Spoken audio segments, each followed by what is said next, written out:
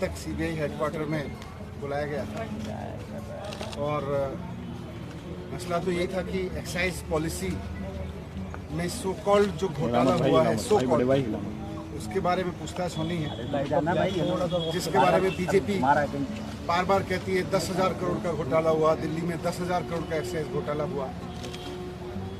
लेकिन आज मैंने सीबीआई में जाके देखा, मैंने देखा कि कोई घोटाला तो वहाँ है ही नहीं, घोटाले की तो कुछ मसला ही नहीं है वहाँ।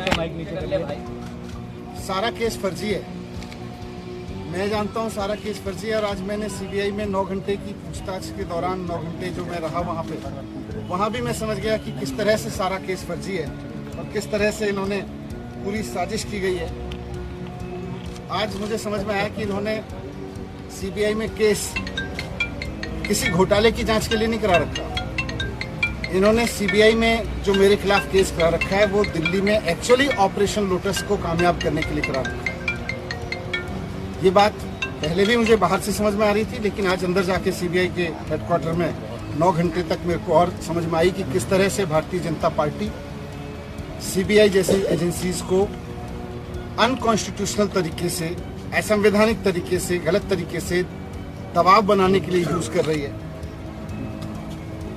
एक्साइज पे बात हुई, लेकिन मुझे आश्चर्य हुआ कि वहां भी साइड में मुझ पे दबाव बनाया गया कि आप छोड़ दो, आप में क्यों हो। मैंने कहा क्यों? बोले ये केस आपके ऊपर ऐसे चलते रहेंगे, नहीं तो इस केस में तो है नहीं, है तो खत्म हो जाएंगे।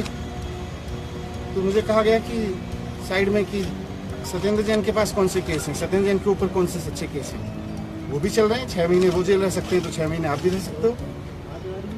तो मैंने कहा बीजेपी तो बहुत गंदी पार्टी है, मैं उसके लिए आप थोड़ी छोड़ सकता हूँ। तो मुझे कहा गया कि नहीं देखो ये केस तो ऐसे ही चलते रहेंगे, दूसरा फायदा आपको लोग मुख्यमंत्री भी बनाएंगे फिर। तो मैंने कहा ये मुख्यमंत्री बनने के लिए थोड़ी आया हूँ, मैं तो शिक्षा के लिए आया हूँ। राजनीति में हम आना नहीं चाह रहे थे, हम तो शिक्षा के लिए आए, ईमानदारी से काम करने के लिए आए। फिर मैंने साफ साफ बोल दिया कि भैया मुझको तो खुशी मिलती है जब दिल्ली के रिक्शे वाले का बच्चा इंजीनियर बनता है, उसमें जो खुशी मिलती है, मुझे सीएम बन के खुशी नहीं मिलती, सीएम बनने के बारे में सोच के खुशी नहीं मिलती। एक दिल्ली की मेड की बच्ची जब डॉक्टर बनती है तो मुझे खुशी मिलती है। मेरा जीवन शिक्षा को समर्पित है, मैं इस तरह के ऑपरेशन लोटस के किसी दबाव में नहीं आने वाला। इनको जो करना है करें, पूरा केस फर्जी है, कहीं दूर से दूर तक कोई सच्चाई नहीं है उसमें, कोई 1 करोड़ का 1 रुपए का कहीं कोई घोटाला नहीं हुआ। ये बीजेपी वाले कहते रहे और